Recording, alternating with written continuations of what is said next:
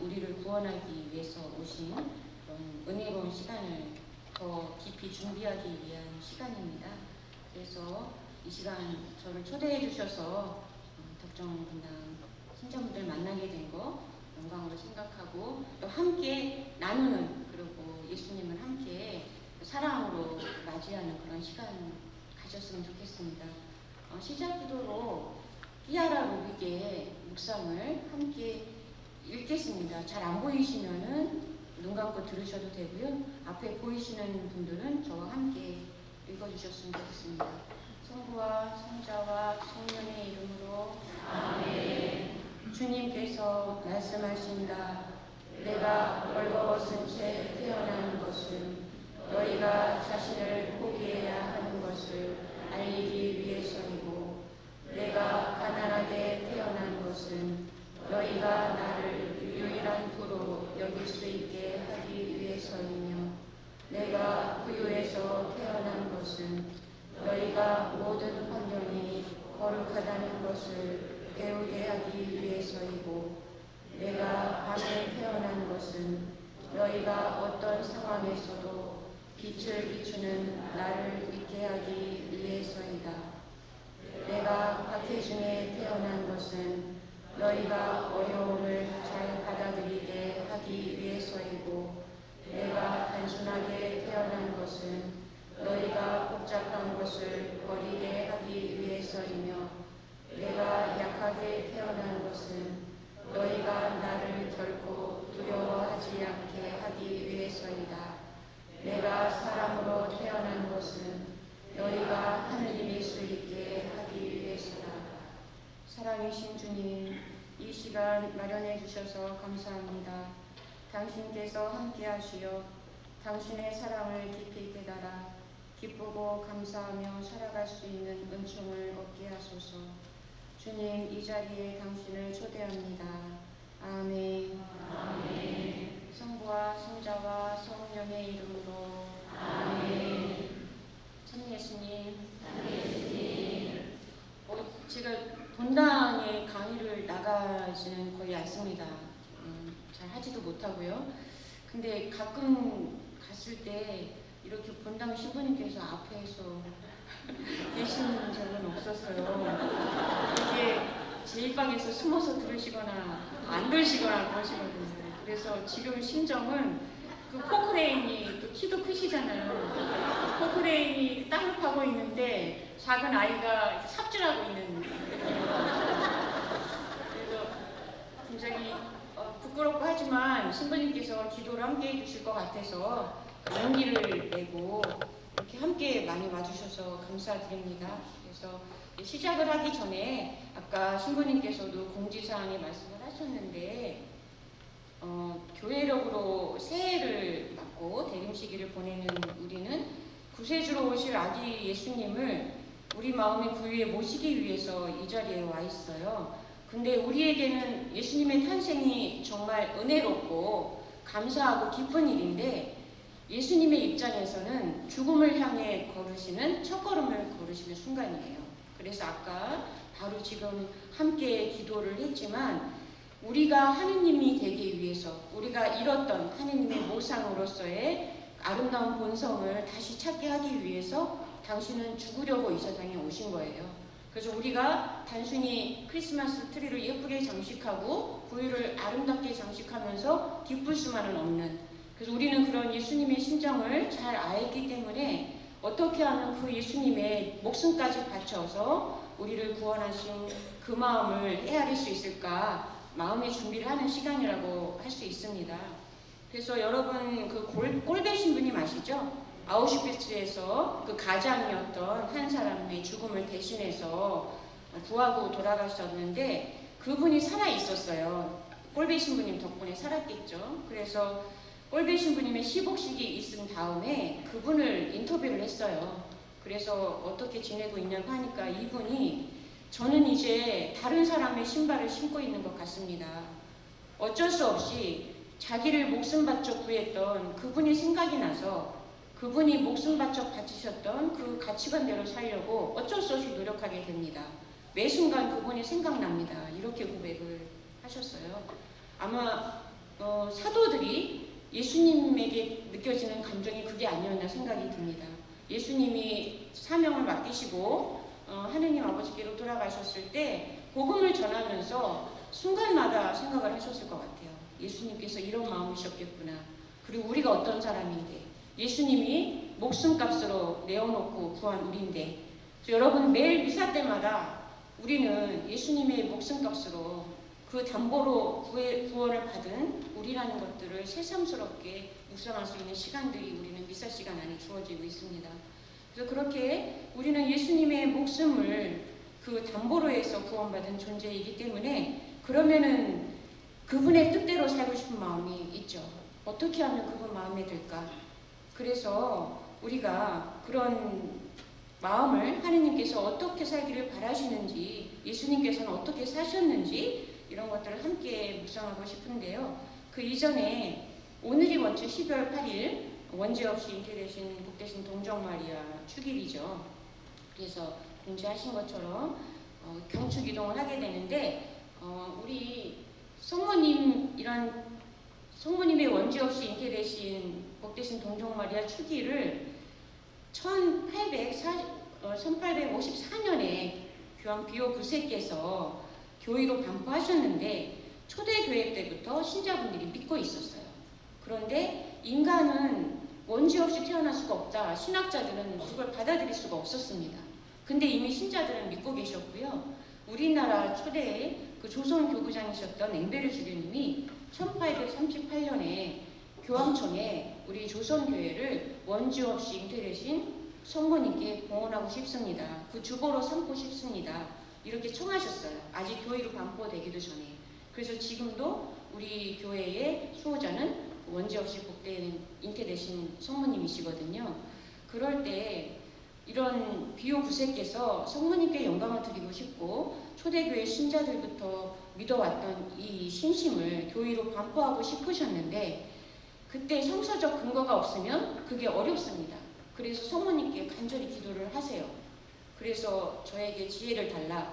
그래서 묵상 중에 성모님에 대해서 많은 성경 내용이 나오지 않는데, 은총이 가득하신 이여 기뻐하여라, 주님께서 함께 계신다, 이게 묵상 중에 떠올랐어요. 이게 가브리엘 천사가 성모님에게 하셨던 인사거든요. 근데 이 가득하다는 거에서 지혜가 떠올랐어요. 아, 이건 끝도 없고 시작도 없겠구나. 그래서 하느님께서 구원 계획을 이루시는 그 순간부터 성모님에게는 은총이 가득했겠구나. 그래서 교회로 반포를 했습니다. 반포를 했어도 신학자들이 여전히 반대가 있었어요.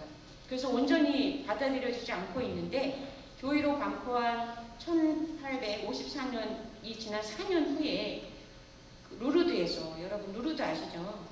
루르드의 베르나데타 성녀에게, 그때 14살에 프랑스어도 잘 하지 못하는 시골 소녀였어요. 그 소녀에게 당신의 이름을 묻습니다. 뭐라고 가서 주교님께 말씀드릴까요? 당신의 이름을. 그러자 성모님께서 라틴어로 나는 원죄 없이 잉태되는 자다 라고 당신이 반포된 교회를 확인해 주셨어요. 그러니까 그런 의미가 있고요.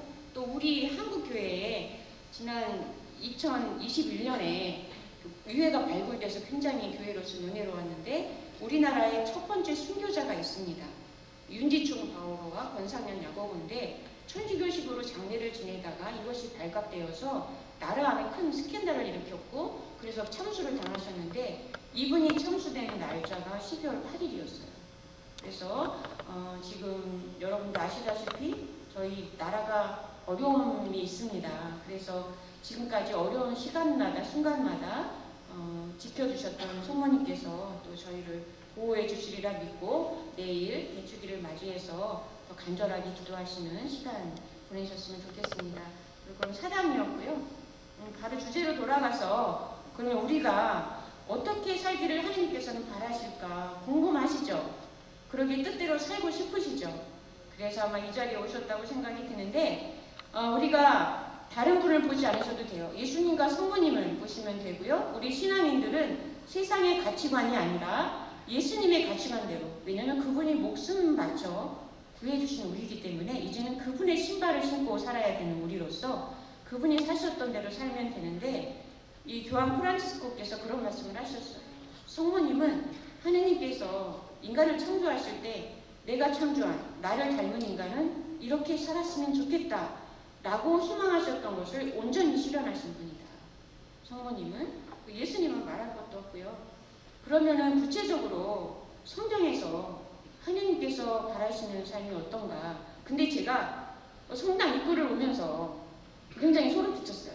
제가 오늘 하려고 했던 게 이 내용이었어요. 여러분이 성당 입구로 오실 때 돌에 새겨진 내용 아시죠? 뭐라고 써져 있었죠? 언제나. 그렇죠. 다 외우시죠? 예, 그거만 외우시죠? 중요한 건 뒤에 있습니다. 다시 한번 읽어볼까요? 언제나 기뻐하십시오. 끊임없이 기뻐하십시오. 모든 일에 감사하십시오. 이것이 그리스도 예수님 안에서 살아가는 여러분에게 바라시는 하나님의 뜻입니다. 예, 이 말씀의 핵심은 저도 이 구절을 굉장히 좋아해서 아주 어렸을 때부터 이것을 외웠었어요. 근데 그 두 번째 문항, 이것이 그리스도 예수님 안에서 살아가는 여러분에게 바라시는 하느님의 뜻이다 라는 것까지는 미처 몰랐습니다. 그래서 이 성경 말씀의 핵심은 기뻐하고 기도하고 감사할 수 있는 힘은 우리가 아닌 그리스도 예수님 안에서 살아갈 때 가능하다는 거예요. 그리고 예수님께서 실제로 사셨고요. 그래서 그게 우리의 뜻. 그래서 하느님께서 우리를 위해서 십자가에 못 박혀 돌아가셨지만 그 근본적인 목표는 우리를 행복하게 하기 위해서예요. 우리가 죄의 노예에서 그 원죄로 인해서 악마의 노예가 돼서 슬픔 속에 절망 속에 사는 것을 못 봐주시고 당신의 목숨을 바쳐서 우리가 행복해지길 바라시기 때문에, 그래서 우리에게 억지로 내가 너희를 목숨 바쳐서 구했으니까 너 나처럼 이렇게 막 일생을 고생하며 살아야 돼 이렇게 안 하세요. 우리 행복해지길 바라십니다. 그래서 지금부터 하나하나씩 어떻게 하면은 그분께서 바라시는 기쁘고 기도하고 감사할 수 있는 생활을 할 수 있을까 한번 보게 되는데요. 이때 내 삶의 중심을 예수님께 두고 그분의 가치관대로 살 수 있을 때, 그분이 기준일 때 가능합니다. 그래서 앞으로는 계속 제가 이제부터는 예수님을 기준 삼아서 말씀을 드릴 거예요. 그래서 첫 번째, 언제나 기뻐하십시오. 여러분 기쁘고 싶죠? 매일 기쁘시죠? 그런데 무언가를 다 잡으려면 둘 다 놓칠 수가 있습니다. 인도에 원숭이를 잡는 덫이 있는데요. 어렵지 않습니다. 그냥 원숭이 손 하나가 겨우 들어갈 수 있는 덫을 놓아요. 그리고 향기로운 과일을 그 안에다 넣습니다. 예, 그래서 이거를 꺼내면 겨우 들어갔던 손이 나오지 못해요. 근데 그 달콤한 향기 때문에 그걸 놓지 못하고 잡힙니다. 어리석죠? 우리 같으면 안 그럴 것 같죠? 그래서 여러분 일단 언제나 기뻐하시기 위해서는 내려놓을 수 있어야 돼요. 무엇을? 걱정을 내려놓으셔야 돼요. 일단은 우리가 예수님께서 처음 세상에 선포하신 말씀은 행복선언입니다. 행복하여라 마음이 가난한 사람들. 이때 예수님의 말씀을 듣기 위해서 왔던 사람들은 결코 부자거나 힘이 많거나 편안한 사람들이 아니었어요. 절름발이, 죄인, 쇠리 이렇게 무시천대받던 사람들이었어요. 이런 사람들에게 예수님께서 행복선언을 하셨고, 그러고 십자가에서 돌아가신 후 부활하신 다음에 모두가 도망쳤던 제자들이 다락방에 숨어 있을 때 아무 묻지도 따지지도 않으시고 평안하냐고 말씀하셨어요. 그래서 예수님께서는 언제나 우리가 평화롭기를 바라십니다. 이만큼 신앙인의 본질은 기쁨이에요. 그래서 지옥의 가장 가운데 자리에 슬퍼하는 사람이 들어가 있답니다. 그래서 진정한 신자라면 우리가 기뻐해야 하는데, 우리가 기뻐하지 못하게 하는 여러 가지 원인이 있는데 걱정이 대부분이에요. 그런데 여러분, 걱정하는 이유가 많아요. 사실 생계가 어려울 수도 있고 앞으로의 미래가 두렵기도 하고. 그런데 돈이 많으면 걱정이 없을 것 같죠. 그 주교님께서 아시는 지인 중에 우리나라 재벌 2위에 비서가 있으셨대요. 근데 그 재벌 2위가 8조고 재벌 1위가 12조였대요. 한 5년 전에. 지금은 훨씬 높아졌겠지만. 그런데 재벌 2위가 위장병에 걸리셨대요. 이유는 재벌 1위가 되지 않아서. 그리고 우리 같으면 조 단위는 상상도 못 하는데, 그렇게 돈이 많아지게 되면 재산은 누리는 것이 아니라 지키는 것이 됩니다. 지켜야 될 것이 많으면, 그래서 여러분 어린이들이 있는 거랑, 우리 여기 주일학교 어린이들 그냥 재밌어요. 웃기고 엄마 아빠가 계시니까. 근데 TV에 나오는 재벌들 웃는 거 보셨어요? 걱정이 태산입니다. 잠도 안 와서 수면제처럼 마약을 복용하다가 걸리기도 하고요. 이렇게 재산이 많다고 해서 걱정이 없는 것도 아니고요. 그리고 이러한 걱정은 우리 자체의 질병의 스트레스라고 하는 게 걱정에서 와요. 그래서 모든 질병의 80%가 걱정에서 생겨난다는 그런 확률도 있습니다. 그런데 심리학자 어니 젤렌스키가 말하기를 걱정의 40%는 절대 현실로 일어나지 않습니다. 걱정의 30%는 이미 일어난 일에 대한 것이고요. 걱정의 22%는 사소한 고민이에요. 걱정의 4%는 우리 힘으로는 어쩔 도리가 없는 일에 대한 것입니다. 걱정의 4%는 우리가 바꿔놓을 수 있는 일에 대한 것이에요.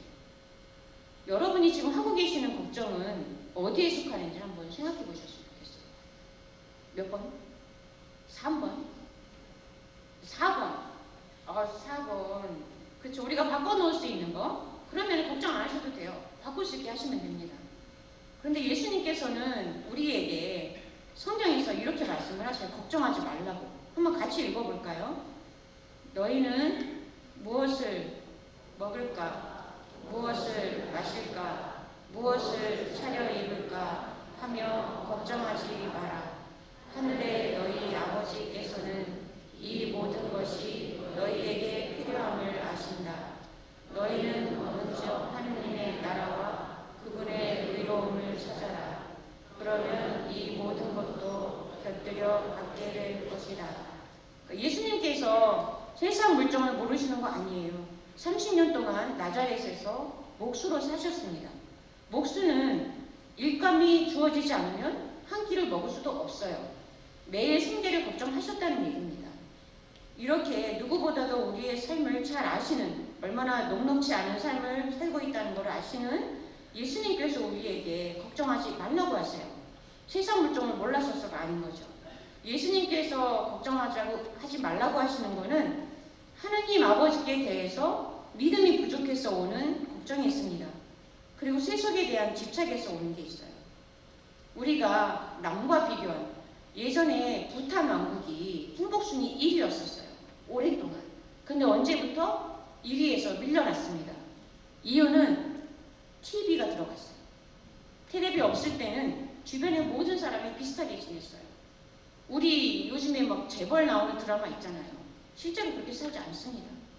그러니까 우리가 이렇게 걱정하는 것이 하느님 아버지께 대한 신뢰 부족에서 오는 거기 때문에 예수님께서 걱정하시는 거예요. 너희의 사정을 너보다 더 잘 알고 있다. 하느님 아버지께서. 우리는 그렇죠. 치사율 100%를 살아요. 여러분 여기서 나 영원히 살 것 같다. 손 그렇죠. 바람은 있지만 우린 반드시 태어나는 순간부터 죽음을 향해 가고 있습니다. 그러니까 우리는 늘 죽을 각오를 하고 사셔야 돼요. 그리고 예수님 성모님께서 예수님을 성전에 봉헌하셨을 때 이런 저주를 받으신 거죠. 인간적으로. 당신의 아들이 반대받는 표적이 돼서 당신의 마음이 칼에 깨질릴 것입니다. 이게 평생 저주였었어요. 근데 성모님은 그 순간부터 마음의 준비를 하시는 거예요.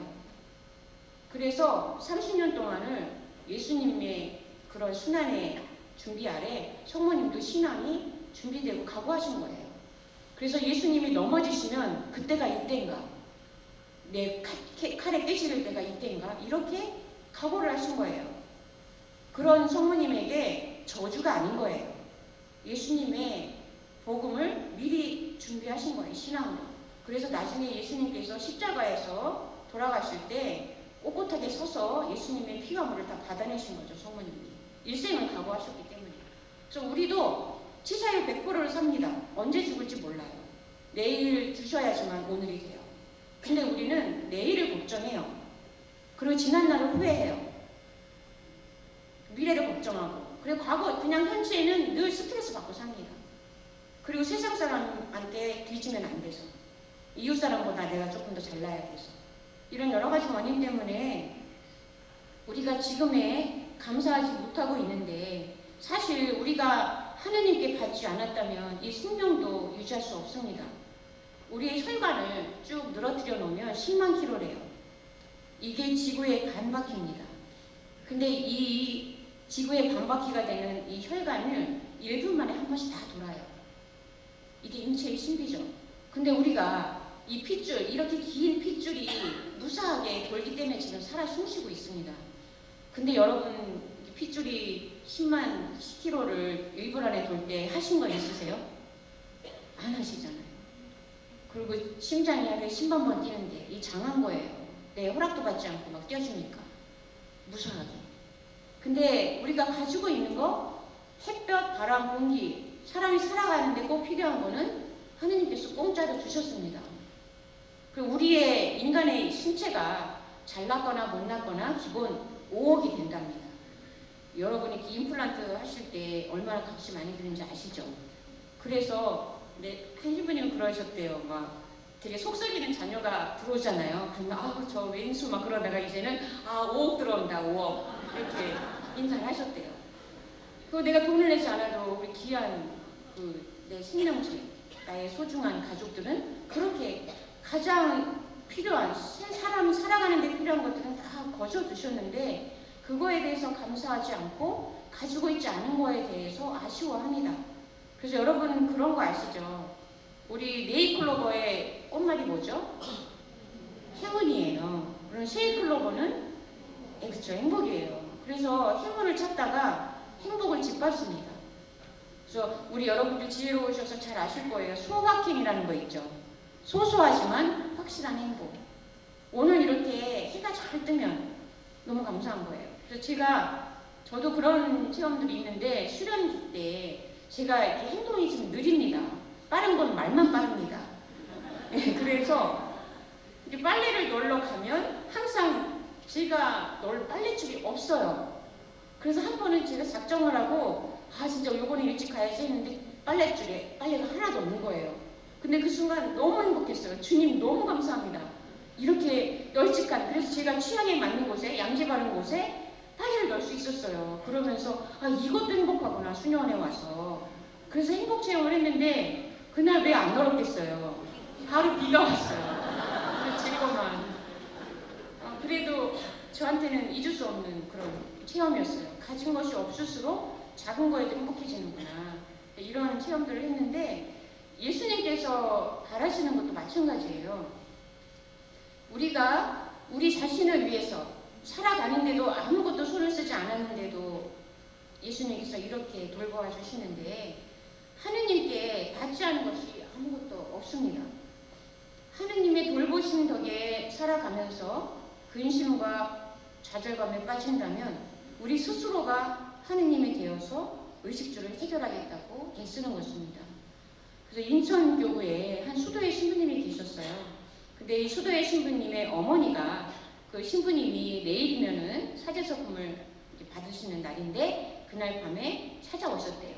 그래서 아들 신부님에게 이런 말씀을 하신 거예요. 너도 알지? 우리가 너 어렸을 때 국수공장을 했었어. 근데 그 국수공장이 되게 어려워졌었어. 그런데 우리가 어려운 것도 모르시는 신부님께서 네 아버지가 공소회장을 하셨는데 갑자기 감시를 봉헌해 달라고 하시더라고. 오랫동안 써서 낡았다고. 그래서 형편은 어려웠지만 내가 어려움 중에 봉헌하면 더 은총을 받겠거니 해서 빚을 내서 감시를 봉헌했어. 근데 감시를 봉헌함과 동시에 국수공장이 망했단다. 그래서 아버지는 화가 나서 그때부터 냉담을 시작하셨어. 나도 예수님께 섭섭하고 힘들었지만 그래도 그것 말고는 내가 예수님 때문에 기쁘게 살았던 기억들도 많아서 너희들을 끌고 성당에 계속 나갔어. 근데 예수님은 나처럼 째째한 분이 아니더라. 나는 겨우 감실 하나를 봉헌했는데 예수님은 내 아들이 감실을 열고 닫는 사제가 되게 만들어주셨다. 예수님은 째째하지 않다. 이거를 네가 계속 이제부터 사제생활 하면서 기억했으면 좋겠다. 우리와 때가 맞지 않으셔서 그렇지 하느님은 나의 몇십 배로 갚아주시는 분이다. 이렇게 고백을 하셨다는 그런 이야기를 들었을 때 우리가 이렇게 하느님께 받지 않았는데 언제 주실지 몰라서, 그리고 우리가 하느님을 믿는다는 것은 내가 나를 사랑하는 것보다 하느님께서 나를 더 사랑하신다는 것을 믿는 거예요. 여러분 굉장히 스스로를 사랑하시는 것 같죠? 아닌 때가 많아요. 내 스스로 마음에 다 드세요? 안 드실 때도 있어요. 그렇죠? 그렇지만 하느님은 우리 여러분들이 너무 마음에 드세요. 그럴 수밖에 없는 게 당신이 만드셨잖아요. 그래서 우리가 이렇게 태어나고 싶지는 않았어요. 좀 더 예쁘게, 좀 더 착하게. 이거는 내 책임이 아닙니다. 그런데 성장하기를 바라시는 것, 성장은 우리의 책임이에요. 그래서 하느님께 우리가 믿음을 둔다는 것은 그분이 나보다 더 나를 사랑하시기 때문에 나에게 가장 좋은 계획을 가지고 계시다. 예수님, 당신의 아드님까지 생명을 주셨는데요. 뭘 못 주시겠어요? 그러한 믿음을 하느님께 봉헌하는 건데, 하느님 마음에 가장 흡족하셨던 소문이도 마찬가지예요. 가브리엘 천사가 잉태 소식을 알렸어요. 구세주에. 우리로서는 굉장히 은혜롭습니다. 그 이해를 통해서 인간의 구원이 시작됐으니까. 근데 성모님의 입장에서는 당시에 이스라엘 그 관습에 의하면 처녀가 아이를 가지면 돌로 맞아 죽었어요. 그런데 가브리엘 천사가 상세하게 계획서를 주지 않았습니다. 요셉에게 나타나서 다 알려줄 거고 너는 아무 걱정하지 말고 잘 기다리고 있으면 내가 적정한 시간에 만나서 일을 할 것이다. 해결해 줄 것이다. 안 하셨어요. 딱 두 마디 말씀만 하셨어요. 하느님이 너를 사랑하시는데, 그리고 너와 늘 함께 하실 건데 그 하느님은 못하실 일이 없다. 그래서 우리가 하느님께 걱정하지 말아야 되는 이유가 딱 두 가지 있습니다. 첫 번째, 읽어보실까요? 하느님께서 우리를 위해 가장 좋은 계획을 가지고 계시다는 것. 둘째, 불가능한, 전능하신 하느님께서 늘 우리와 함께 계시다는 것. 우리가 너무 잘 알고 있는 아브라함이 이삭을 바치라는 명을 받죠. 그래서 우리 성경에는 3일 동안, 3일 만에 모리아산으로 이삭을 데리고 가는 걸로 기록되어 있습니다. 전승에 의하면 40일 동안 밤낮 기도만 했습니다. 아브라함이. 안 그렇겠어요? 이 자식을 바쳐야 되는데. 그리고 식사도 식음을 전폐하고 기도합니다. 40일 광야에서 그렇게 단식하셨듯이 예수님께서. 그럴 때 천사가 계속 하느님에 대해서 알려줍니다. 그리고 아브라함도 만감이 교차하지만 하느님에 대해서 생각을 해봐요. 여러분이 창세기를 잘 읽어보시면 아브라함이 굉장히 못난 짓을 많이 합니다. 부인이 이쁘다는 이유로 누이동산이라고 이렇게 속여서 왕에게 바치는 거를 하느님께서 되찾아 주시기도 하고, 아무튼 그러고 아브라함이 하느님을 찾아 나섰던 이유는 다른 이방의 신은 사람을 제사로 바치는 신이었어요. 아브라함은 인격적인 하느님을 만났습니다. 그래서 그 하느님이 그렇게 다른 이방 신처럼 사람을 잡아 바치는 것을 원하는 신이 아니기 때문에 쫓아왔어요. 모든 가족과 친척을 버리고. 근데 하느님께서 이삭을 바치라는 명령을 내리셔요. 그때 아브라함은 엄청난 신앙의 위기를 겪습니다. 내가 믿던 하느님도 이런 분이었단 말이야.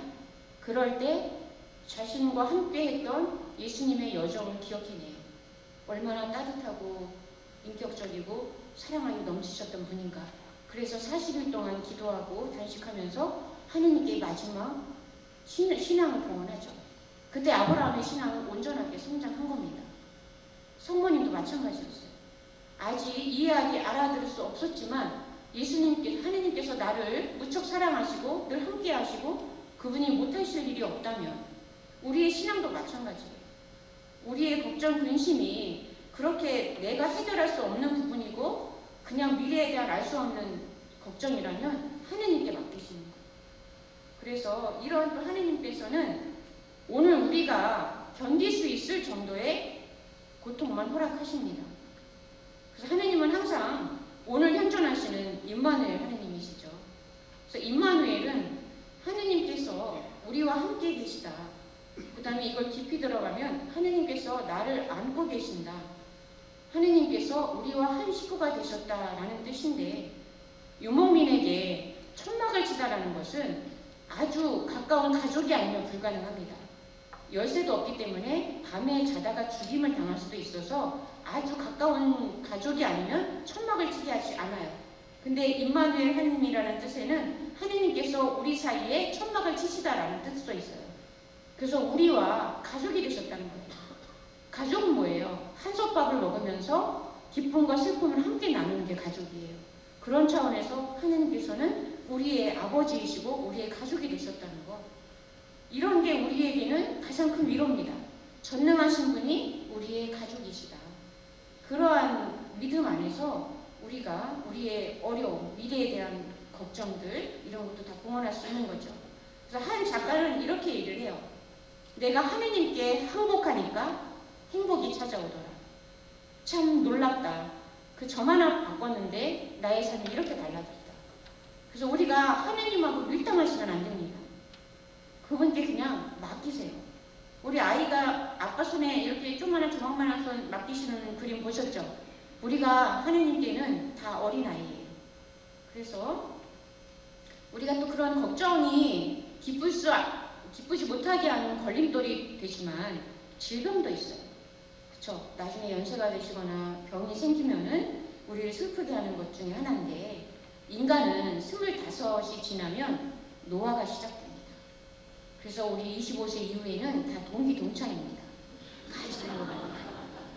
조금 더 익은 것 뿐이에요. 그래서 그리고 병도 친구는 해코지 안 합니다.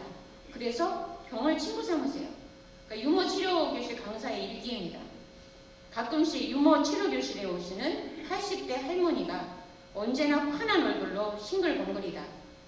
그 비결이 궁금해서 말을 붙였다. 할머니 요즘 건강하셔요? 그러자 할머니 씩씩하게 대답하신다. 응, 아주 건강해. 말기 위안 빼고는 다 좋아. 갑자기 뭐 미안해진 거예요. 그래서 안쓰럽고 죄송해서 말을 못하고 있는 나에게 할머니는 너무 행복하다고 말씀하신다. 아무것도 없이 태어나서 아마 전쟁 시대였나 봐요. 지금은 집도 있고 남편도 있고 자식들도 5명이나 있다는 것이다. 5명 키우시느라고 얼마나 힘들으셨겠어요. 근데도 감사하신 거예요. 그리고 이제는 암이 몸에 들어와서 예정된 시간에 태어난 곳으로 들어갈 수 있다니 얼마나 행복하냐는 것이다. 언제 이 세상을 떠나게 될지 알기 때문에 행복하다는 것이다. 그래서 암이 고칠 수 없는 고질병이라고 생각하면 그 치료 확률이 38%에 그친대요. 그런데 고칠 수 있는 고칠 병이라고 믿는 사람에게는 치유율이 70%까지 올라간답니다.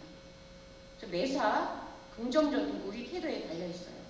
그리고 우리는 어차피 한번 떠날 거잖아요. 언제 떠나는 거 상관없어요. 그래서 저희가 이제 소임상 본원에 있다 보니 임종을 맞이하는 수녀님들을 자주 뵙게 돼요.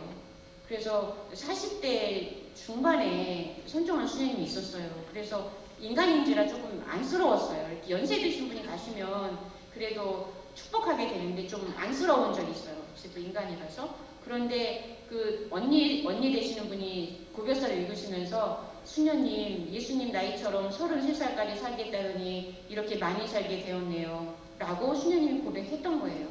근데 그 말을 듣는 순간 되게 위로가 됐어요. 그리고 한 분도 암이 말기였었는데 늦게 발견돼서 치료를 하게 되면 한 3년? 치료를 하지 않으면 6개월이라고 했었는데 수녀님이 3년 동안이든 6개월이든 편안하게 지내다 가고 싶다. 어차피 죽을 거고. 그리고 저는 다행히도 부모님이 먼저 떠나셨다. 그래서 가장 마음에 걸리는 거는 부모님을 앞두고 떠나는 건데 그러지 않아서 자신은 거리낄 것이 없고 기쁘게 가겠다. 이렇게 준비하는 수녀님들이 많으셔서 이런 게 굉장히 위로가 되는데 우리가 어차피 한 번뿐인 인생 하느님께서 주시는 대로 기쁘게 살다가 가면 그분께서 팔 벌려서 저를 맞이해 주실 거잖아요. 그래서 우리가 그렇게 감사한데 저는 솔직히 가장 걱정되는 건 의식은 멀쩡한데 마비가 되는 병이 있죠. 뇌질환 같은 경우 이게 솔직히 걱정됐었습니다. 그런데 그 소알로이시오 신부님이라고 마리아 순회를 창설하신 신부님의 일기가 있었는데 이 신부님께서 나중에 물계릭병에 걸리셨어요. 물계릭이 돌아가실 때까지 의식은 멀쩡한데 이 목에 차오를 때까지 근육이 마비되는 병이셨는데 나중에는 근육이 마비되니까 이 설립자 아버지로서 딸 수녀님들에게 시종을 받으셨어야 돼요. 그러니까 기저귀까지 다 차신 거죠. 이게 굉장히 수치스러우셨대요. 그래서 막 기도하고 예수님 빨리 저를 불러가 주십시오 라고 기도하는데 갑자기 갓난아이 같은 예수님이 이때쯤 태어난 아기 예수님이 성모님의 보살핌을 받는 장면이 묵상에서 그려지는 거예요. 그 순간 예수님 제가 뭐라고요? 하느님이신 당신도 인간에게 맡기셨는데 이 갓난아이 형체로 제가 뭐라고?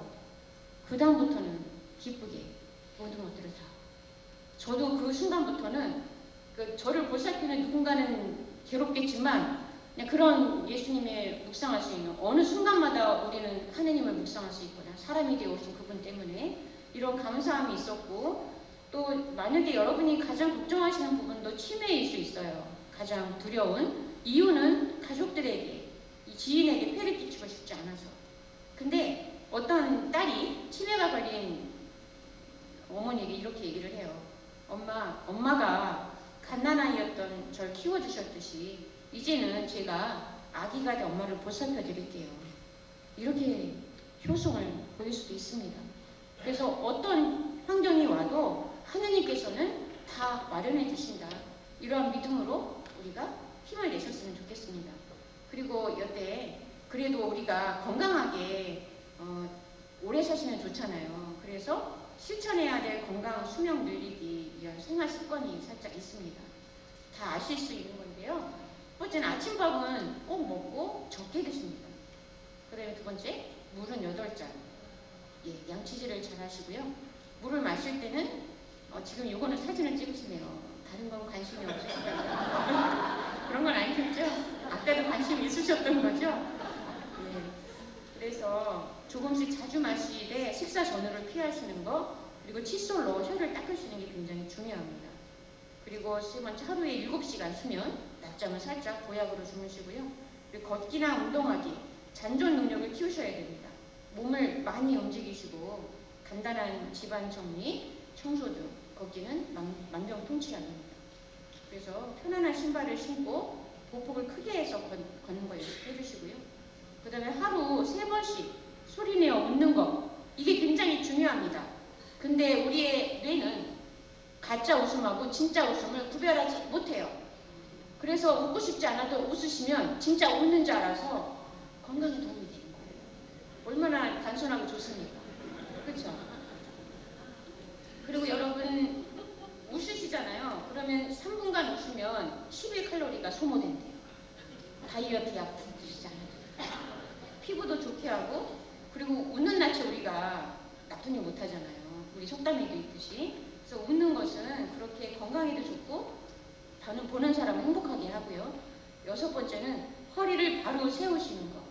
아침에 일어나면 기지개를 켜주시는데요. 근데 침대에서 벌떡 일어나시는 건 안 됩니다. 예, 허리가 다칠 수 있어요. 천천히 일어나시되 기지개를 꼿꼿이 켜주시고, 그리고 아침에 일어나시면서 성호를 보시고 오늘 하루 이렇게 또 선물로 주셔서 감사합니다 라고 기도하시는 거죠. 그 다음에 또 우리를 기쁘게 하지 못하는 것 중에 하나가 용서하고 용서 청하는 부분인데, 우리가 항상 우라병이 있어요. 누구만 생각하면 막 가슴이 뭐 좋아서 떨리는 것이 아니라 막 떠오르시죠? 예, 지금 이렇게 떠오르시는 분이 있어요. 그럴 때 우리가 그렇게 좋아하는 사람도 아닌데 그 좋아하지 않는 사람을 위해서 내 마음 안에 독채를 딱 두고 거기다가 그분을 모셔요.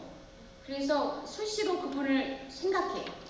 좋아하는 사람이 생각나면 가슴이 떨리고 좋은데 좋아하지도 않는 사람을 독채에다가 모셔놓고 계속 떠올리면 누구에게 좋겠어요? 그렇죠, 좋지 않습니다. 그리고 우리가 이렇게 상처가 자꾸만 떠오를 때 그러한 상처를 하느님의 시선으로 보실 수 있는 거. 그러니까 제가 이전 본당에서 굉장히 귀한, 되게 모습이 아름답고 아주 거룩해 보이는 분이 있었어요. 그래서 저분은 어떻게 이렇게 행복하시길래 저렇게 행복한 미소를 지을까. 근데 그분이 저에게 그런 고백을 하세요. 한 10년 전에 남편이 부도를 맞으셨어요. 그래서 아이들이 아직 유치원 때였는데 2년 동안 가출을 하셨습니다. 소식도 끊기고. 그래서 2년 동안 이렇게 막 무서운 오두막집에서 아이들과 함께 공포 속에 살았어요. 근데 2년 만에 사과도 없이 들어와서 사시는 거예요, 남편이. 착하신 거죠, 이 부인이. 근데 아무 사과도 없고 와서도 또 일을 하지도 않아요. 그런데 이분은 너무 이 남편이 미흡죠. 당황스럽잖아요, 가장이 돼가지고. 그런데 이 분은 하느님과 내가 맞짱을 떠야 되겠다. 내 남편은 상대가 안 되니까 내가 하느님하고 맞짱을 떠야 되겠다. 그래서 형편도 굉장히 어려웠는데 내가 11조를 하겠다. 11조를 하겠다고 생각하고 어떻게 11조를 했냐면 그날 만약에 남편이 택시 운전을 하시는데 처음에는 컴퓨터만 하고 있어요. 게임만. 그러다가 조금 안 됐는지 가는데 만약에 그날 10,000원을 벌어오면 무조건 1,000원은 뭐 당장 끼니가 어려워도 1,000원을 저금통에 넣은 거예요. 이렇게 11조를 하기 시작했어요. 그랬는데 그렇게 12조를 하면서 어떤 변화가 오냐면 남편이 그렇게 수입이 갑자기 늘진 않아요. 우리가 하느님께 모든 것을 봉헌한다고 막 로또가 당첨되지 않아요. 그런데 사고 횟수가 줄더래요. 예전에는 5만 원을 벌어도 사고를 많이 접촉사고들이 나서 보험료가 더 많이 깎이는 거였는데 사고를 내지 않더니 그 다음에 변화는 내가 남편을 보는 시선이 달라졌대요. 지금까지는 남편을 한심스러운 사람, 그리고 적당히 무시하게 된 거죠. 2년 동안이나 자리를 비워 가장으로서 그렇게 하다가 11조를 봉헌하고 기도를 하면서는 자신이 바라보는 남편, 내가 이렇게 무시하는 거를 남편도 알겠구나, 이런 깨달음이 왔었던 거예요. 그래서 이게 뒤에도 말씀드리겠지만, 그러고 내가 남편을 그렇게 미움에서 내려놓았을 때 이 자매님에게 내가 봤을 때 이 천상의 평화가 찾아왔던 거죠. 그래서 이렇게 내가 행복해지기 위해서 상처를 내려놓으시는 거예요. 그래서 우리가 이렇게 용서하고 용서 청하는 이런 것들을 통해서 우리가 기쁨을 찾을 수가 있는데, 예수님께서는 우리에게 고통을 피하는 방법이 아니라 통과하는 방법을 가르쳐 주십니다. 그래서 우리가 신앙생활을 하면 내 생활이 잘 되겠지, 복도 주시겠지, 아파트도 당첨되고 내 아이들이 잘 되겠지, 이게 하느님의 길에 나아가는데 필요하다면 잘 되실 거예요. 우리가 거룩해지기 위해서 필요하다면. 그러니까 우리는 하느님께서 가장 좋은 계획을 가지고 계시다고 말씀을 드렸잖아요. 근데 그 가장 좋은 계획이 우리의 기준과 달라요. 여러분, 우리가 지금 좋다고 생각하는 게 떠오르시는 게 있어요. 예쁜 게 좋으세요? 미운 게 좋으세요? 솔직히 예쁜 게 좋으시죠? 그리고 젊은 게 좋으세요? 나이 드신 게 좋으세요? 젊은 게 좋으시죠? 근데 우리는 젊어봤잖아요. 그쵸? 젊은이들은 이제 나이 들 일만 남았는데 우리는 다 해봤어요. 그러고 부자가 좋으세요? 가난한 게 좋으세요? 그쵸? 다 막 환하게 웃으시잖아요. 부자가 좋죠. 근데 이건 우리가 좋아하는 기준이에요. 근데 하느님의 기준은, 그게 만약에 인간의 구원에 필요했다면 다 주셨을 거예요. 왜냐면 전능하신 분이니까. 근데 아담과 하와가 죄를 언제 졌어요? 다 주셨을 때 줬어요. 딱 하나, 선은 지켜라. 하느님과 너는 같아질 수 없다. 이거 하나가 엄청난 갈망이 돼버렸어요. 모든 걸 다 갖고 있는데. 하느님, 예수님께서는 자신의 무덤도 없고 못세계랑 가시관이 당신의 유산이었을 때 하느님의 뜻을 선택하셨단 말이에요. 그래서 우리에게 하느님께서 가장 좋은 계획을 가지고 계시다는 것은 거룩해지기 위해 필요한 것들을 다 가지고 계시다는 거예요. 그래서 우리가 하느님께, 예수님께 바라는 것은 우리에게 고통을 피하는 방법이 아니라 통과하는 법은 무엇이냐? 그분의 손을 잡고 가는 것. 전에 제가 예비신자 교리를 할 때 어떤 불교 신자가 오셨어요. 근데 굉장히 불교를 깊이 믿으시는 분인데, 왜 오셨냐면 새로 들어올 며느리가 너무 예쁜데 그 며느리가 천주교 신자예요. 그래서 그 며느리에게 결혼 전에 큰 선물을 해주고 싶다고 생각하셔서 오신 거예요. 엄청난 시어머니 사랑이죠. 되게 멋있는 분이셨어요. 그런데 예수님 꼭 왔지만, 며느리가 이뻐서 왔지만 불교나 천주교나 아무거나 믿으면 되는 거 아닌가요? 라고 물어보셨어요. 그래서 제가 어떤 비유를 드리냐면, 제가 늪에 빠져 있어요. 늪에 빠져서 여러분 늪이 아시죠? 계속 밑으로만 가라앉는 거. 그래서 살려주세요, 살려주세요 하는데 부처님은 이렇게 얘기를 해주세요. 저쪽에 이렇게 맞은편 언덕에서. 그래서 늪에 빠졌거나 이렇게 하면은 나올 수 있어 라고 가르쳐 주세요. 내가 노력은 해야 돼요. 그런데 예수님은 제가 늪에 빠져 있는 걸 보고 그냥 그 늪에 뛰어드세요. 그래서 안간힘을 써서 같이 끌고 나오시는 게 예수님. 그렇게 말씀을 드렸더니 두 말도 안 하시더라고요. 그래서 세례를 나중에 받으셨는데 이런 것처럼 예수님께서는 우리에게 고통을 면하게 해주시는 것이 아니라 당신 손을 잡고 이 고통을 통과하자 이렇게 말씀을 하셨고 우리 속담에도 있어요. 비 온 뒤에 땅이 굳어진다는 거. 그래서 이 비 온 뒤에 땅이 굳어진다는 것처럼 우리가 맑은 날이 계속되었다면 이 세상이 사막이 되었을 겁니다. 그리고 여러분 만약에 자식을 광야로 내보내면 콩나무가 돼요. 근데 온실 속에 들여보내면 콩나물이 됩니다. 그래서 우리가 자녀를 어떻게 키워야 될지도 한번 생각해 보셨으면 좋겠고요. 그래서 예수님께서는 십자가를 통해서 우리를 구원하셨는데 그리스도의 십자가는 행복에 맞서는 것이 아니라 마치 그것이 행복인 것처럼 말하는 인간적인 욕심 또 해로운 흉력과 쾌락에 맞선답니다. 그래서 우리가 조개의 진주는 조개살을 파고드는 이물질이 조개가 그것을 버리지 않고 상처 속에서도 감싸 안을 때 보석이 되고요. 그리고 소나무의 향기는 도끼로 베어진 상처에서 나옵니다. 그래서 이렇게 자연은 자신을 죽이는 이 도끼에게다가 향기를 묻혀요. 그래서 자연만 이럴까요? 우리도 마찬가지예요. 예전에 1997년에 IMF를 겪으셨죠. 그때 신자수가 제일 많았습니다. 그리고 그때 태어난 아이들이 희생할 줄 알고 부모에게 효도할 줄 알아요. 왜냐하면 부모님이 고생했다는 것을 눈으로 보았기 때문에. 이렇게 고난 중에 그리고 자식을 위해서 부모님이 희생한다는 것을 알았던 자녀들이 자랍니다. 그리고 지금 코로나로 인해서 여러 가지 어려움도 많고 본당에서 신자수도 줄었지만 우리 덕정 성당은 그러진 않으신 것 같아요. 그래서 초대교회의 모습들을 그대로 가지고 계신 것 같아서 감동받았었는데 또 수행님 말씀도 들었고 그랬을 때 코로나로 인해서 이렇게 어려움도 많지만 이렇게 편의점이나 아니면 휴게소 가보면은 밤에 껌껌해요. 그러니까 향락 문화가 줄어든 거예요. 그래서 그런 장점도 있고 우리가 고난을 좀 하느님의 시선으로 보았을 때 좀 다른 모습으로 볼 수 있다는 거. 그래서 영어의 프레젠트가 현재라는 뜻과 선물이라는 두 가지 뜻을 갖고 있습니다. 이걸 합쳐보면 오늘이라는 선물을 주셔요. 그래서 오늘 선물로 주신 오늘을 기쁘게 살아내고 내일은 또 오늘이 되어야지만 또 오늘이 돼요. 그래서 내일 걱정을 하지 마시고요.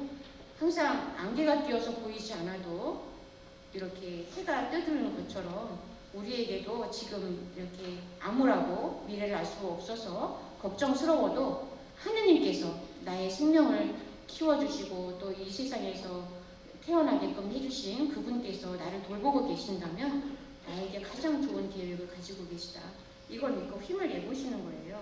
그래서 우리가 걱정이 밀려들 때 한번 이렇게 기도하셨으면 좋겠어요. 함께 해볼까요? 임마누엘 하느님 저를 축복해 주십시오. 예, 걱정이 생길 때 가끔씩 혼자서도 화사기도 같이 줬으면 좋겠습니다. 그리고 두 번째 끊임없이 기도하십시오. 하느님과 사귀는 시간을 첫 자리에 두시는 건데요. 여러분 만약에 사흘 뒤에 예수님이 부르신다면 지금 무엇이 제일 하고 싶으세요? 무엇이 제일? 돈을 더 벌고 싶다. 아니죠. 그 사람들은요 세상을 떠날 때 껄껄껄 하고 세상을 떠난답니다. 웃는 걸까요? 아니에요. 더 놀 걸, 더 사랑할 걸, 그렇죠? 껄껄껄, 뭐뭐 해야 할 걸 후회가 많습니다. 그래서 지금 나에게 사업만 주신다면 이걸 꼭 해보고 싶다 하는 것을 하셨으면 좋겠어요. 그게 가장 중요한 일입니다. 근데 아마 우리 신자분들 대부분 성사 보고 싶다 그런 생각 드시죠? 하느님께서 부르신다면 준비해야 될 것 같아요. 맞습니다. 우린 늘 준비하고 살아야 돼요. 여러분, 이건 아주 전설 같은 이야기인데 묵주에 계신 예수님이 한 자리에 모이셨어요. 묵주에 매달려 계시잖아요, 예수님이. 근데 묵주에 달린 예수님들의 모습이 다 달랐어요. 그래서 서로가 어디에서 있는지 물어보기 시작했어요. 한 예수님은 늘 차 속에 매달려 계셔서 멀미로 얼굴이 노랗게 되게 어지럼증에 시달려서 괴로워하고 계셨고요. 한 예수님은 주머니 속에 갇혀 있어서 오랫동안 먼지와 함께 있다 보니 편도선과 가래로 고생하고 계셨고, 또 다른 예수님은 묵주통에 오랫동안 담겨 있어서 온몸이 녹슬어 계셨어요. 그리고 또 한 예수님은 서랍 속에 다른 물건들과 엉켜 있는 바람에 제대로 몸을 움직이지 못해서 근육마비로 고생하고 계셨어요. 이 예수님은 아주 최고 심각합니다. 어떤 예수님은 팅팅 불어 계셨는데 예수님은 주머니 속에 담긴 채 세탁기에 불려져 온몸이 불어 계신 거예요. 한 예수님은 얼굴이 뭉그러져서 형상조차도 없는데 왠지 모를 빛이 나고 계셨어요. 그래서 모두가 궁금해서 물어보니까 이 예수님은 어느 할머니의 묵주에 계셨는데 매일같이 기도하시면서 예수님의 얼굴을 매만지시는 거예요. 그래서 얼굴이 다 닳아서 형태가 없어지셨지만 누구보다도 행복하게 보이셨어요. 그래서 우리의 아마 예수님은 그렇게 되어 계시지 않을까 그렇게 하는데, 우리가 아까 지금 방금 묵상한 것처럼 하느님과 함께 오늘을 살아가는 것이 그리스도의 본분인 줄 알면서도 실제로는 그렇게 살아내지 못하는 이유가 너무 바쁩니다. 너무 힘들어요. 시간을 낼 수가 없어요. 그리고 때로는 용기도 없어서 여러분들 신자가 아닌 분들하고 식사하실 때 성호를 그으셔요?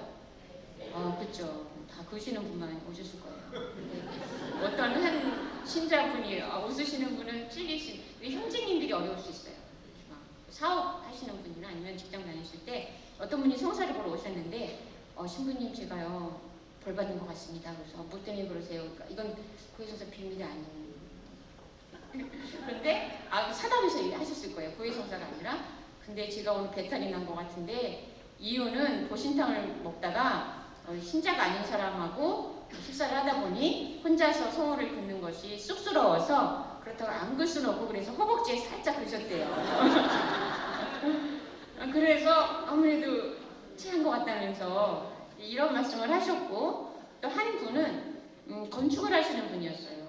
근데 굉장히 큰 건축을 시작한다는 이야기를 듣고 거기에 아주 중소기업이었지만 건축 수주를 따내기 위해서 프레젠테이션을 했는데 너무나 빵빵한 대기업들이 많이 왔더래요. 그래서 이거는 내가 맡기는 어렵겠구나. 그래서 점심이라도 먹고 가야 되겠다. 그래서 그냥 평상시처럼 성호를 경건하게, 그거 신자니까 혼자서 밥을 먹고 점심 식사 후에 발표가 있었어요. 근데 기대하지 않고 있는데 이분이 된 거예요. 나중에 알고 보니까 이 건축주가 이분이 건강하게 십자성호를 긋고 식사하신 걸 본 거예요. 그래서 저렇게 자신의 신앙에 성실한 사람 같으면 일을 맡겨도 되겠구나. 내가 누구를 믿고 맡기겠느냐. 이렇게 기회를 주신 거예요. 그래서 이렇게 늘 보지 않고 믿고 누가 보거나 안 보거나 성실했을 때 하느님께서 이렇게 은총을 주시는 경우도 있고요. 또 우리도 그런 마음으로 살지만 일거리가 너무 많습니다. 그래서 여기에서도 여러분들께서 시간을 내려놓으셔야 돼요. 바쁜 일 다 지나고 그리고 급한 일 해치우고 남은 시간에 예수님 모셔야지 안 됩니다. 하느님께는 순위를 매기면 안 돼요. 근데 요즘에 하느님의 위치가 학원 강사만 못해요. 왠지 아세요? 여러분 막 천연성제 교리나 변증교리 학생들 시키려고 할 때 어머님이 그런 말씀하세요. 저기 학원 선생님한테 여쭤봐야 된다고. 시간 조율해달라고.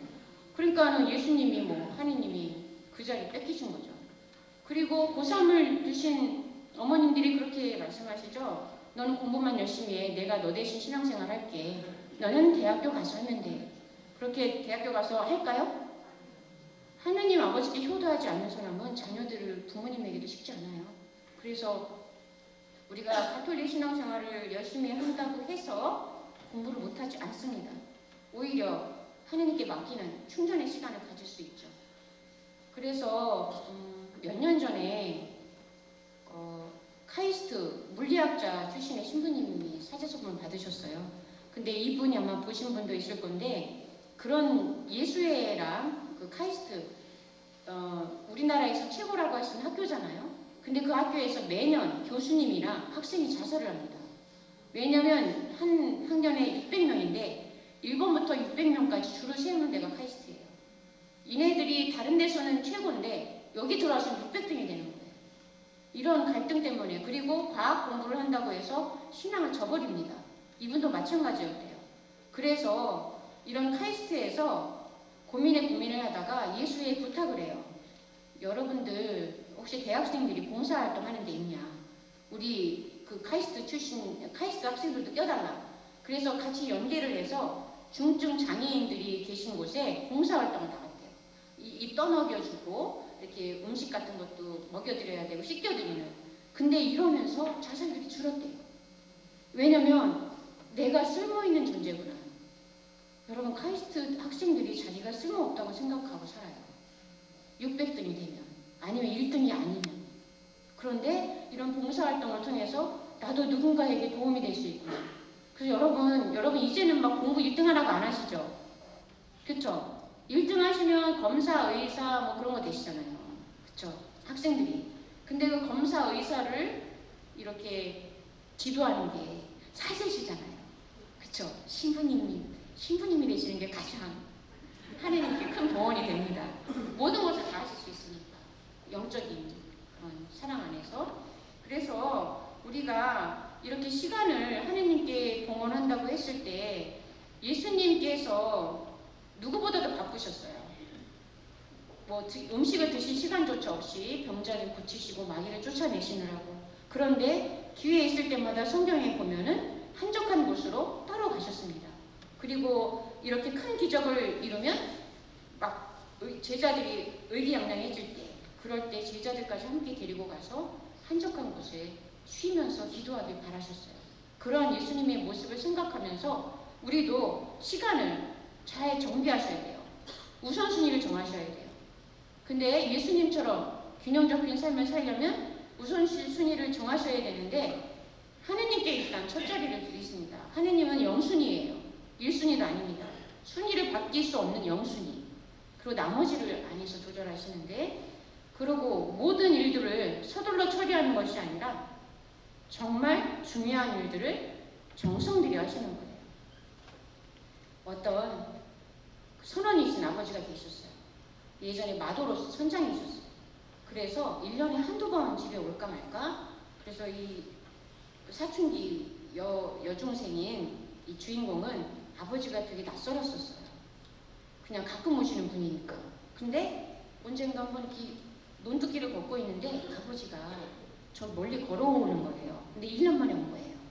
그래서 아버지지만 서먹서먹 사춘기가 되니까 어떻게 인사해야 될까? 쑥스럽다. 왜 어색하네? 막 이러고 망설이고 있는데 아빠가 갑자기 이렇게 툭 가라앉았어요. 왜 그럴까? 그리고 한참 걱정을 했는데 다시 아빠가 일어났어요.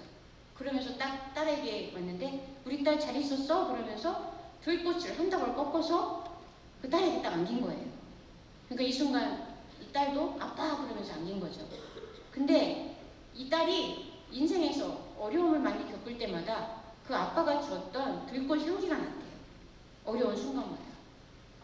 아버지가 용돈을 준 것이 아니라 이렇게 꽃을 꺾어서 딸에게 아무렇지도 않게 주었을 때 이 딸에게는 그 어떤 것보다도 큰 선물이었던 거죠.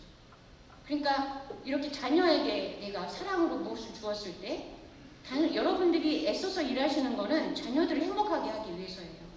그런데 열심히 일을 하시지만 따뜻한 말 한마디가 고플 때가 있어요. 자녀들에게는. 그래서 우리가 늘 바쁘게 지내지만 또 부부지간에도 가족이라서 다 알 텐데 뭐 더 모릅니다. 가까운 사람이라도 상처받습니다. 그래서 때로는 깊게 이야기를 해야 되기도 하고요. 자녀들의 이야기를 들어주거나 그 아이들이 지금 어떤 생각을 하고 있는지 관심을 기울여주거나 이런 것들이 중요한 일들이지만 바쁜 일들처럼 느껴지진 않으니까 소홀히 합니다. 그러면 나중에 가족 관계가 무너져요.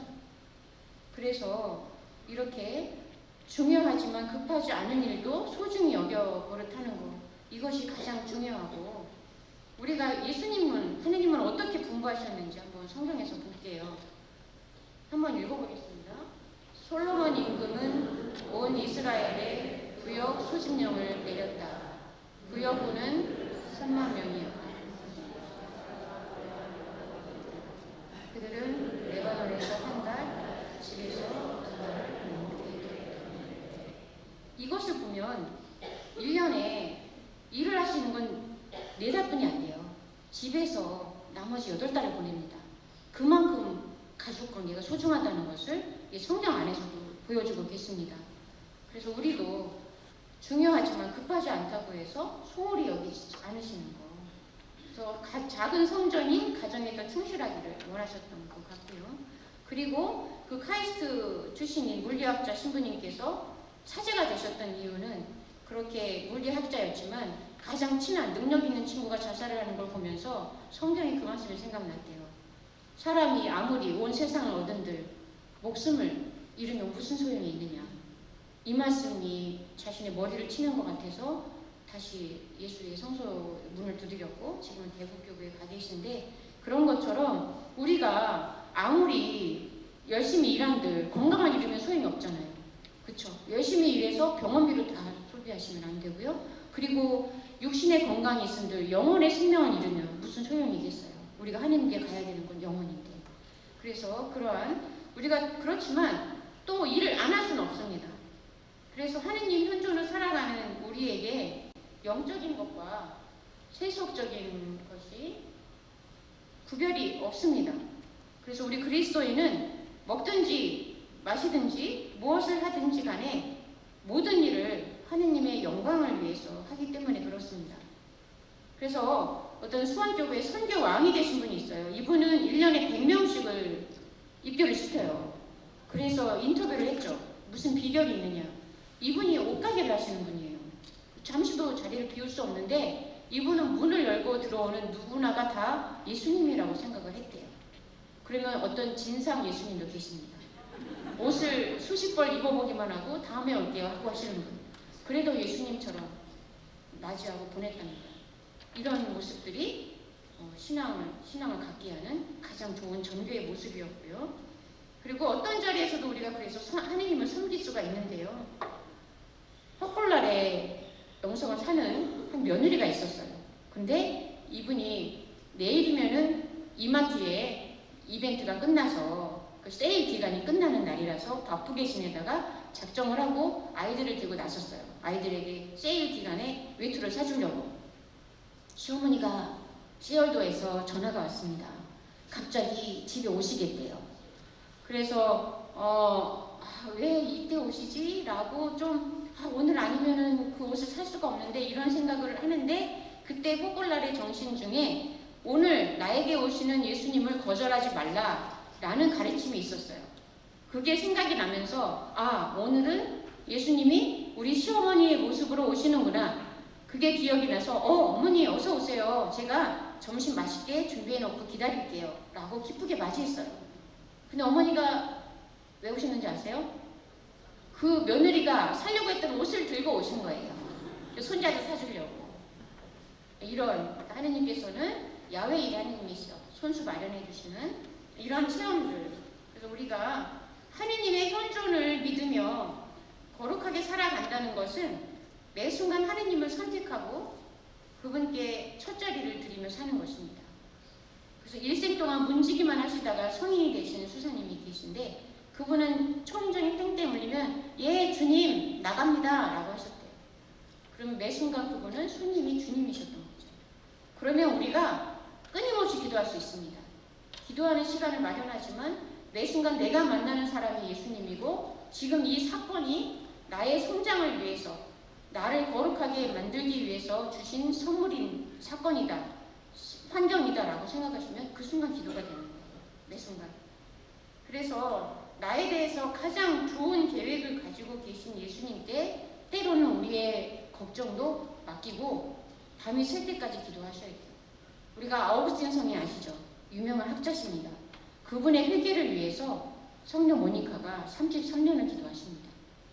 그래서 나중에 아우구스틴 성인이 세례를 받고 난 이후에 얼마 안 돼서 사제가 된 이후에 돌아가셨습니다. 그래서 우리의 기도도 하느님께서 들어주실 때까지, 그리고 우리가 하느님의 뜻에 맞출 때까지 예수님께 드리는 기도가 여러분, 주님 저 이것 좀 해주세요 라고 기도하시는 것이 아니라, 주님 제가 당신의 뜻을 알아들을 수 있도록, 당신의 뜻을 따를 수 있도록 제게 힘을 주십시오. 왜냐하면 그분이 나를 더 사랑하시잖아요. 그리고 나의 어떤 게 더 필요하고 중요한지 아시니까. 내가 나를 너무 잘한다고 하시면 안 돼요. 12번도 바뀌는 제 마음이시잖아요. 여러분 막 작심삼일 왜 나왔겠어요? 저는 저 스스로를 잘 못 믿어요. 결심이 많이 흩어지니까. 근데 나보다 더 나를 잘 아시고 나를 사랑으로 창조하신 하느님께서 나보다 더 좋은 계획을 갖고 계시니까 제가 알아들을 수 있도록 해주십시오. 제 본성을 깨고 당신께 나아갈 수 있도록 힘을 주십시오 라고 기도할 수밖에 없어요. 그리고 우리가 이렇게 기도해야 되는 부분들, 또 간절히 하는 부분들이 있는다는 것은, 이렇게 왜 기도해야 하냐면 미래의 계획을 내려놓을 수 있어야 됩니다. 성모님께서 그러셨듯이. 그리고 사도들이 그물과 배를, 아버지를 버리고 예수님을 따라 나설 때 미래를 포기한 거였어요. 아브라함이 이삭을 죽이라고 내놓았을 때 미래를 포기한 것처럼. 그러니까 이런 미래의 계획을 내려놓는다는 것은 어느 날 갑자기 완성되는 것이 아닙니다. 하느님과 오래 사귀셔야 돼요. 그분을 잘 아셔야.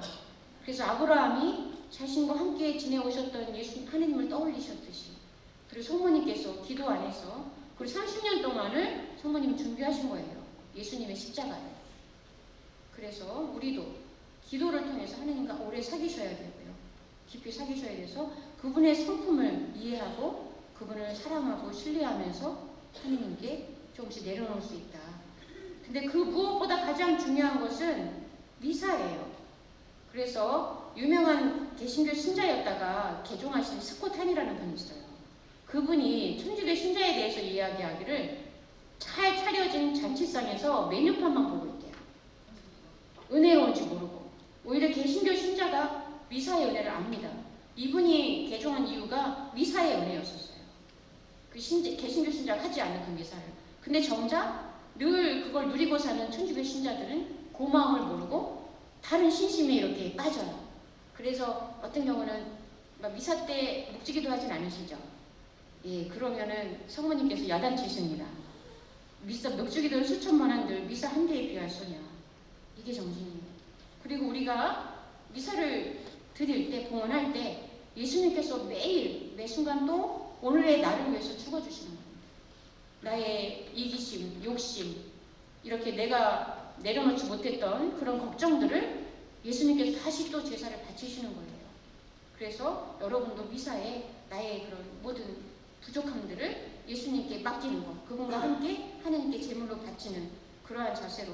그래서 우리가 밥을 매일 먹는 사람과 일주일에 한 번 먹는 사람과 1년에 한 번 먹는 사람과 영양 상태 다르죠. 영혼의 양식도 마찬가지입니다. 미사에 자주 참석하시는 만큼 하느님의 은총에 가까이 오실 수 있는 거죠. 그래서 상황이 어려우시다면 아까 말씀드린 것처럼 매일 매 순간 예수님을 만나듯이 모든 환경, 모든 사람을 예수님처럼 대하시는 것. 그리고 기회 있을 때마다 복음 안에서 예수님을 찾아뵙는 것. 이런 노력을 하셔야 되고요. 그리고 우리가 기도는 영원히 숨쉬기 운동이라고 합니다. 우리가 숨을 쉬지 않으면 생명을 유지할 수가 없죠. 기도도 하지 않으면 우리가 영혼 생명도 잃어버릴 수 있습니다. 그래서 우리가 기도를 통해서 예수님을 우리의 첫 자리에 모시도록 하시고요. 자주 다음과 같은 기도로 예수님을 우리 삶의 자리에 초대하면 좋겠습니다. 다 함께 한번 해보실까요? 예수님, 당신을 이 자리에 초대합니다. 그래서 어떤 누구를 만나러 갈 때, 아직은 직장에 다니는 막 되게 힘든 상사들이 있으시잖아요. 그럴 때 예수님 이 자리에 당신을 초대합니다 라고 누구를 만나러 갈 때나 어떤 상황에서도 화살표를 받쳐주세요. 그러면 늘 기다리고 계시는 예수님이 제 옆에 와 계실 거예요.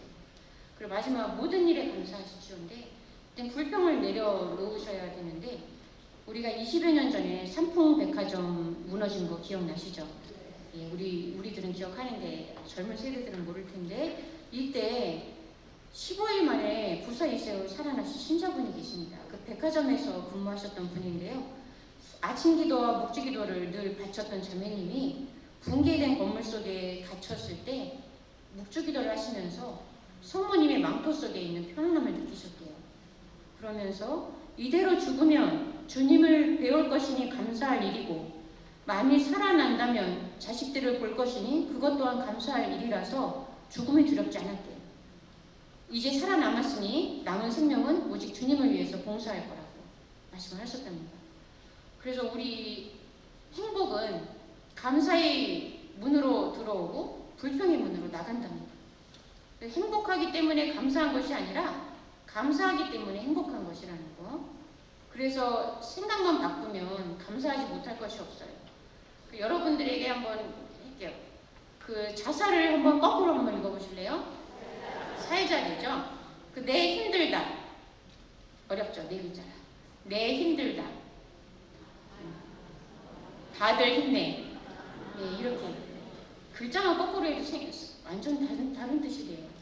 그리고 우리가 다윗과 골리앗의 이야기를 아시죠? 골리앗이 엄청난 장수였습니다. 다윗은 소년이었어요.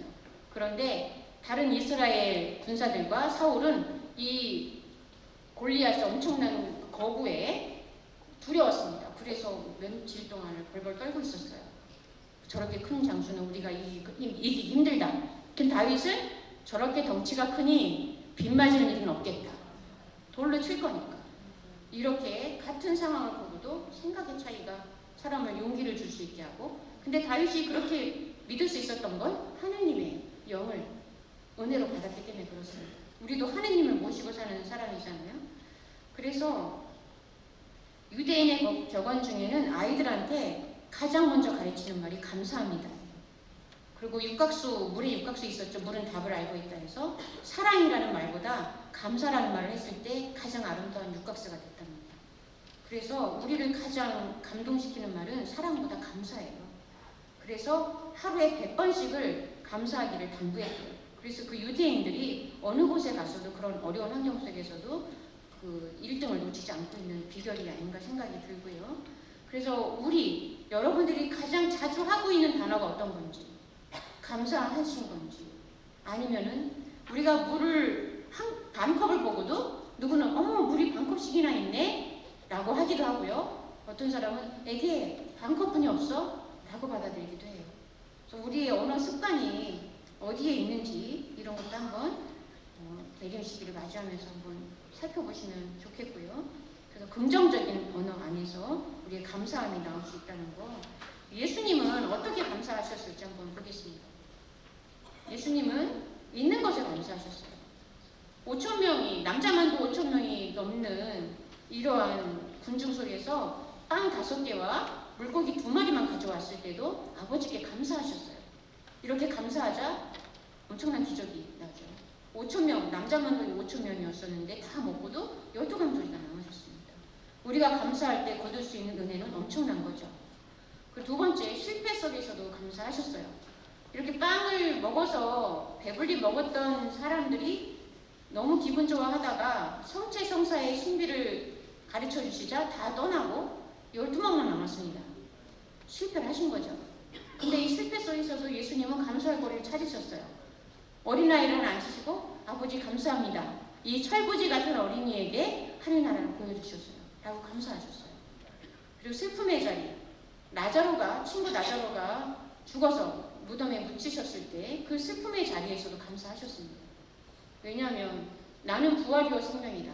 이 죽음이 곧 부활이라는 것을 누구보다도 알고 믿고 계셨기 때문에 감사할 수 있으셨던 거죠. 그리고 십자가를 감사하시는 거예요. 예수님께서 십자가를 외면하지 않으시고 최후의 만찬상에서도 감사의 기도를 올리셨다는 거. 그래서 우리는 예수님께서 모든 것을 다 내려놓으시고 십자가에 올라가시기로 결정하셨을 때 예수님께서는 부활을 희망하시면서 기쁘게 십자가를 주셨어요. 우리가 십자가가 기쁘고 감사한 이유도 여기에 있습니다. 근데 여기에서 말씀드리고 싶은 거는 우리가 십자가에 대해서 잘 사용하셔야 될 것 같은 게 있어요. 우리가 사실 좀 내가 견디기 힘든 거, 피하고 싶은 거 있으면 저에게 이건 십자가예요 라고 말씀하시죠. 이건 조금 예수님을 슬프게 하시는 언어 습관이에요. 십자가는 고통, 인간적인 고통들을 제가 예수님의 구원을 생각하고 순환을 생각하면서 기쁘게 받아들이겠습니다 라고 할 때 십자가가 되는 거예요. 아무 예수님께 왜라고 묻지 않고 그 십자가를 포옹할 때 진정한 십자가가 됩니다. 예수님께서 그 십자가를 고통이라고 피하지 않고 끌어안으셨을 때 십자가가 구원이 되듯이. 근데 우리는 피하고 싶은, 제 자녀가 십자가고요. 저한테는 이 봉사가 십자가예요 라고 하시잖아요. 근데 여러분은 제가 성모님처럼 받아들이겠습니다. 당신의 구원을 위해서 이 고통을 끌어안겠습니다 라고 할 때 십자가가 된다는 거. 그런 것도 이해해 주셨으면 좋겠고요. 우리 순교 성인들 안에서도 이런 감사함이 나옵니다. 박해시대 때 황석준 베드로라는 신자가 되면서 술도 다 끊고 일체 세속적인 쾌락을 누리지 않고 성덕을 쌓아갔어요. 그런데 불행하게도 내 아들이 차례로 죽고 그 다음에 부인까지 우라병으로 사망하게 됩니다. 이때 세상에서는 저주받았다고 사람들이 그에게 손가락질을 했을 때 이렇게 말을 합니다. 내 비록 불행하게 자식을 잃고 아내를 잃었지만 다행히 아들들 하나하나가 주님께 나아갈 수 있도록 준비해서 죽게 된 것이 너무 기쁘다. 내게 아들들을 주신 분도 하느님이시고 나에 대해서 내 아들들을 거두어 가시는 분 또한 하느님이시다. 하느님이 하시는 일에 무슨 다른 이의가 있겠는가? 어떤 성인이 생각나시죠? 유혹성인. 우리 순교 성인 안에서도 이러한 유혹성인을 다루는 모습이 있었고요. 간수가 그런 이야기를 해요. 집에 와서 부인에게 인간으로서는 도저히 살 수 없는 감옥에서 천주교 신자들은 웃으며 살고 나는 돈까지 받으며 바깥에서 편히 있는데도 불행이 가득하다. 그러니 옥석에 있는 그들이 죄인인지 바깥에 있는 내가 죄인인지 이렇게 이게 그 천주교의 교리가 가장 최초로 선포된 복음이라고 할 수가 있어요. 삶으로 증거하신 분들. 그래서 신앙은 예수님이 항상 우리 앞에서 걸어가신다는 것을 믿는 거예요. 우리 힘으로는 언제나 기쁘고 끊임없이 기도하고 또 무슨 일에든 감사할 수 없습니다. 예수님께서 걸어가셨던 길을 따라 걸을 때 가능한 일이에요. 그래서 이 사실을 기억하시는 것이 우리의 신앙의 관건입니다. 자주 기억하는 것이 기도예요. 그래서 똑같이 하느님께서 은총을 비처럼 내려주시지만 나의 마음그릇이 어떻게 준비되어 있는지 하물며 내 마음그릇이 분심으로 엎어져 있다면 그 은총은 다시예요. 누구 탓이에요? 내 탓이에요. 하느님은 주십니다. 착한 사람에게나 나쁜 사람에게나. 그래서 우리는 저희가 수명원에 예전에 있었을 때는 성녀 되세요 라고 인사했었어요. 근데 지금 성녀 되세요 그러면 무슨 성녀는 그냥 죄만 안 지면 되지. 죄를 안 짓는 것이 성녀예요. 우리의 목표는 거룩한 사람이 되는 겁니다. 이 지상에서부터. 그래서 우리 서로가 이제 새해에는 성녀 되시기를 서로가 격려해주고 노력하셨으면 좋겠어요. 그리고 이 세상에서 성인이 될 수 있는 재능과 선물을 주셨습니다. 각자의 길에서 최선을 다하고 기쁘게 살면 가능한 일이에요. 그래서 17세기에 한 수사님은 이렇게 고백을 하세요. 나는 프라이팬 위에 달걀을 뒤집을 때도 하느님에 대한 사랑으로 했습니다.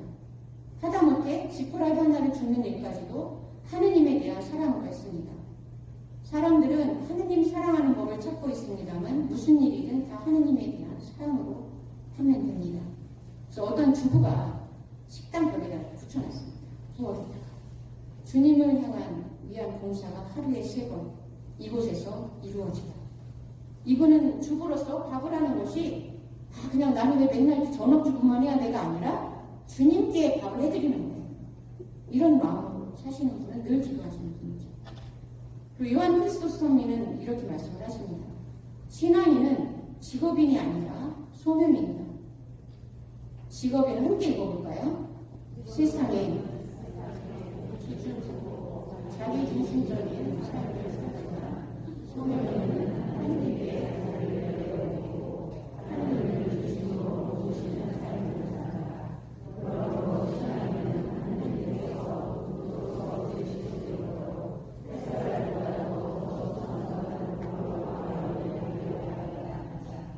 우리는 신앙을 직업처럼 사는 것이 아닙니다. 하느님께 이 지상에서 성인이 되라는 소명을 받으셨어요. 그래서 우리가 이 성당이 깜깜하면 먼저 무엇을 하시죠? 스위치를 킵니다. 깜깜하다고 불평하지 않아요.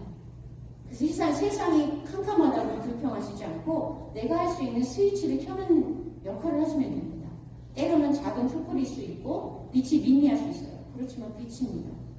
그리고 별은 깜깜할 때도 빛나듯이. 그래서 우리는 우리 세상을 구원할 수 있는 사명도 가지고 있는 신앙인이기 때문에 그래서 우리 신앙도 매 순간 선택을 하셔야 됩니다. 우리가 선택을 하루에도 수천 번 하는데 오늘 점심을 무엇을 먹을까? 오늘 이 강의를 들을까? 하지 말까? 이런 그 선택이에요. 하느님께 대한 선택도 우리에게 배교냐 순교냐뿐이 없어요. 중간은 없어요. 내가 세상의 가치관을 따른다? 이건 배교입니다. 우리가 목숨 걸고 지켜야 되는 게 우리 신앙이잖아요. 근데 우리가 그걸 굉장히 가볍게 생각해요.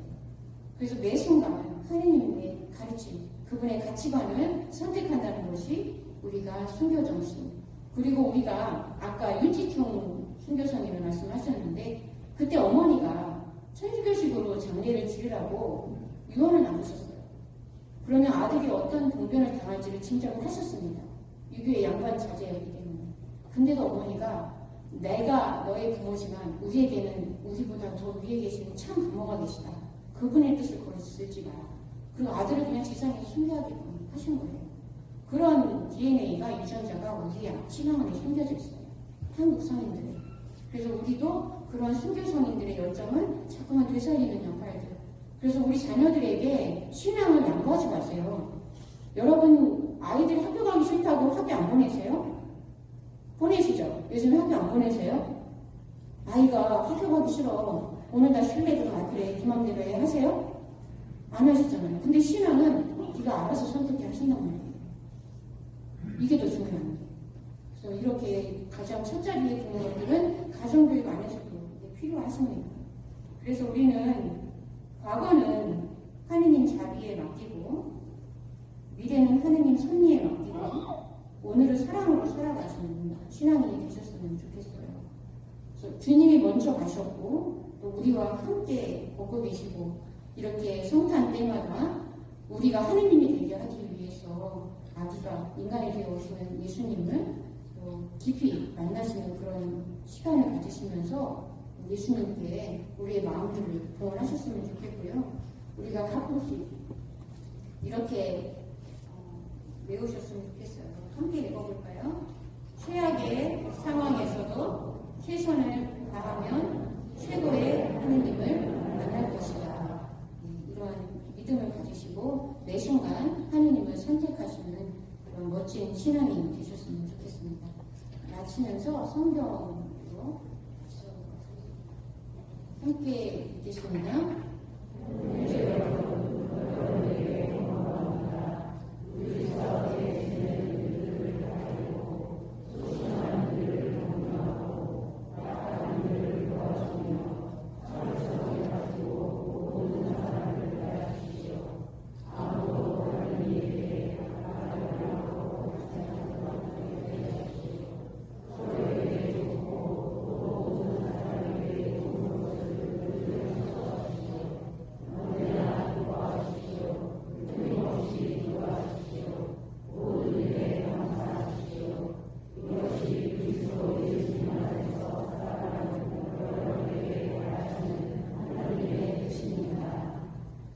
사랑이신 주님, 이 시간 저희와 함께 하시고 저희의 눈을 밝혀주시고 마음을 열어주셔서 감사합니다.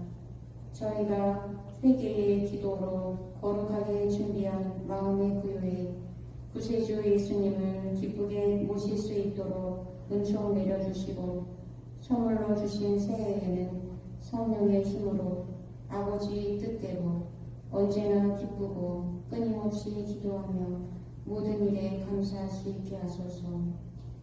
아멘. 영광이 성부와 성자와 성령께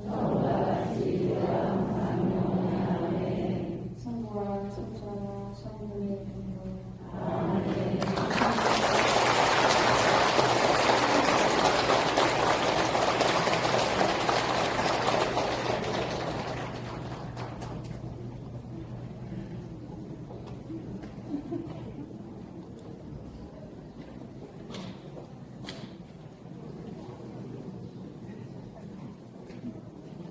네, 재밌게 잘 들으셨죠? 네. 특별히 저 개인적으로도 아주 참 마음에 와닿는 강의였습니다.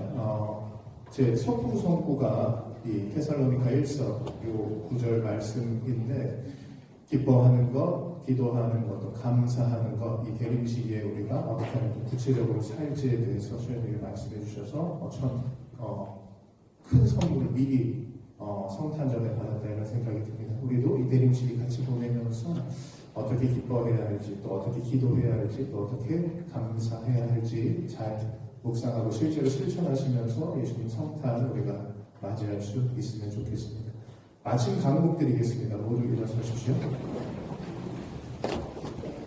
주님께서 여러분과 함께 전능하신 천주 성부와 성자와 성령께서는 오늘 드림 특강에 참석한 모든 이에게 강복하소서. 주님을 찬미합시다. 하나님 감사합니다. 성부와 성자와 성령의 이름으로 아멘. 다시 한번 강해 주신 수연님에서 큰 박수 부탁드립니다.